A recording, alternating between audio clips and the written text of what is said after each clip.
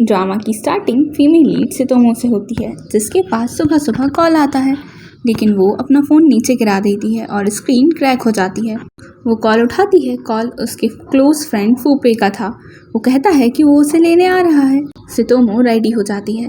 वो last year की accounting की स्टूडेंट थी, लेकिन वो एडवर्टाइजिंग में काम करना चाहती थी और वो फूपे को पसंद करती है, लेकिन आज तक कह नहीं पाई। वो फूपे के साथ साइकिल पर इंटरव्यू देने जा रही थी कि सामने से आती हुई साइकिल से वो लोग टकरा जाते हैं और उस दूसरी साइकिल को ड्रामा का मेन लीड गु वाई चला रहा था। सितोमो की ड्रेस साइकिल में फंस जाती है। वाई उससे पूछता है कि क्या तुम लेट हो रही हो। सितोमो बोलती है हाँ, तो वाई साइकिल से उसकी ड्रेस फाड़ कर अलग कर देता है। सितोमो को तो समझ ही नहीं आता कि वो क्या बोले। वो इंटरव्यू के लिए पहुंचती है। तभी फूपे के पास उसके फ्रेंड्स का कॉल आता है और वो सितोमो को वहां छोड़कर चला जाता है। सितोमो को अंदर बुलाया जाता है, लेकिन उसे पता चलता है कि गलती से वो वाई का बैग ले आई है और उस वजह से उसका इंटरव्यू पूरा ख़राब हो जाता है। दूसरी तरफ आज वाई का एग्ज़ाम था, लेकिन क्योंकि वो सितोमो का बैग ले आया था तो एडमिट कार्ड ना होने की वजह से वो एग्ज़ाम नहीं दे पाता। तभी सितोमो के बैग में फ़ोन बजने लगता है। कॉल फूपे का था। वाई का फ़ोन उठाकर वो बैग एक्सचेंज के बारे में बताती है और अब सितोमो और वाई को हम सामने देखते हैं। सितोमो के बैग से सैनिटरी पैड्स गायब थे, क्योंकि वाई ने पेंसिल बॉक्स समझकर उसे निकाल दिया था और वो क्लास में ही छोड़ आया। सितोमो वाई से कहती है वो मैंने तुम्हें गिफ्ट में दिए, और वाई को शर्मसार कर वो वहाँ से चली जाती है।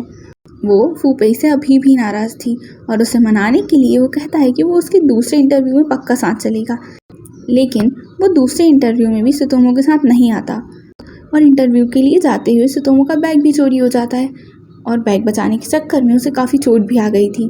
बस फ़ोन बचा था, जिससे वो फूपे को कॉल करती है, लेकिन कॉल को वाई उठाता है। वो दोनों रूममेट्स थे।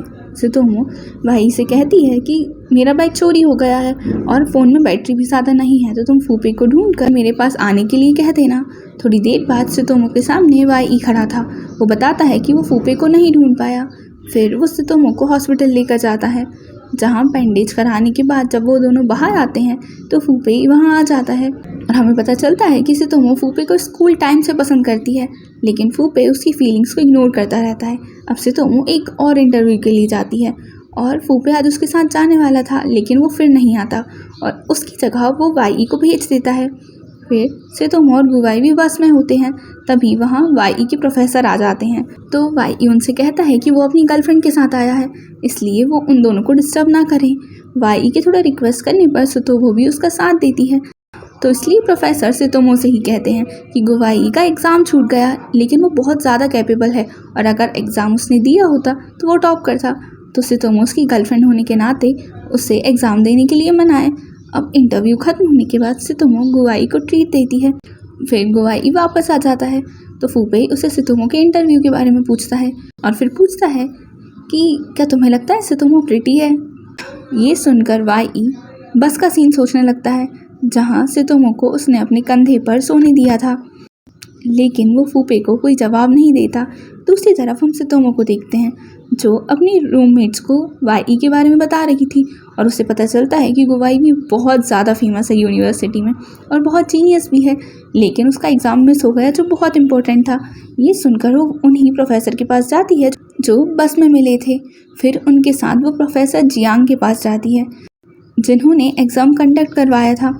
वो उनसे एग्ज़ाम पेपर लेकर आती है और फिर फूपे के साथ गुवाई के पास जाती है, जहाँ पहले तो वो एग्ज़ाम सॉल्व करने को तैयार ही नहीं था, क्योंकि उसे लगता था कि अगर वो ऐसा करेगा तो बाकी लोगों के साथ गलत होगा, लेकिन सितोमो उसे अपनी बातों में फंसा लेती है और मना लेती है। फिर यहाँ से तो वो ना बोर्ड पर डोरेमोन बनाती है। डोरेमोन की वो बहुत ज़्यादा बड़ी फ़ैन थी। फिर गुवाई भी पेपर सॉल्व करता है और सितोमो उसकी हेल्प करती है बोर्ड साफ़ करके। फूपे सो चुका था। एग्ज़ाम ख़त्म होने के बाद वो तीनों डिनर पर जाते हैं, जहाँ फूपे बस मोबाइल चला रहा था और जब एक वेटर सितोमो को फूपे की गर्लफ्रेंड बोल देता है तो फूपे तुरंत ही मना कर देता है, जिस वजह से सितोमो बहुत ज़्यादा ड्रिंक कर लेती है। फिर वो लोग वापस जाते हैं तो सितोमो फूपे को बोलती है कि तुम बहुत गंदे दिखते हो, इतने ज़्यादा कि मैं चाहती हूँ मेरा जो तुम पर क्रश है वो ख़त्म हो जाए। और सितोमो के जाने के बाद गुवाई फूपे से पूछता है कि वो सितोमो की फीलिंग्स को इग्नोर क्यों कर रहा है। तो फूपे कहता है कि गुवाई सितोमो से दूर रहे, तो वाई जवाब देता है कि अगर फूपे ऐसा कर सकता है तो करके दिखाए।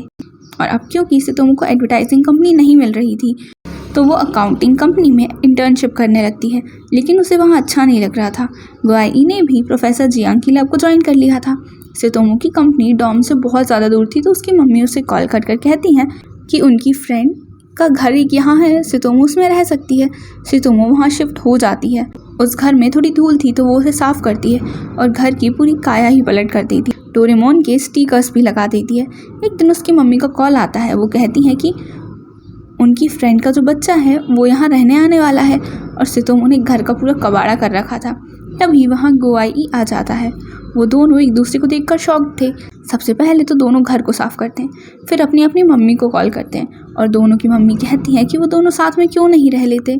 उन दोनों की मम्मी उनकी सेटिंग कराने में लगी हुई थी। सितोमो कहती है कि कल वो यहाँ से चली जाएगी क्योंकि अभी बहुत रात हो चुकी थी। सितोमो ने वाई का कमरा ले लिया था, इसलिए उसे नींद नहीं आ रही थी। तो वाई सितोमो के कमरे पर नॉक करता है। सितोमो गेट खोलती है और बेहोश हो जाती है तो वो उसे हॉस्पिटल लेकर जाता है।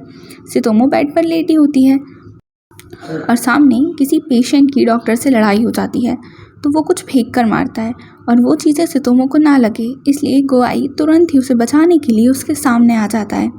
और अब रात भर गुआई सितोमो के साइड में बैठकर ही सो गया था। वो उठते ही सबसे पहले सितोमो के लिए नाश्ता लेने चला जाता है।